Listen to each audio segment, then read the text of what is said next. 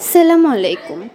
শেখ হাসিনার নামে সাম্প্রতিক সময়ে দায়ের করা বিভিন্ন মিথ্যা মামলা প্রত্যাহারের দাবিতে আজ 10 সেপ্টেম্বর 2024 টঙ্গীপাড়া উপজেলার 2 নং বর্ণি ইউনিয়ন ছাত্রলীগ ও সাধারণ জনতা ইউনিয়নের সিঙ্গিপাড়া বাজার গোল চত্বরে প্রতিবাদ সমাবেশ করেছেন মোহাম্মদ তপু শেখ, গোপালগঞ্জ প্রতিনিধি।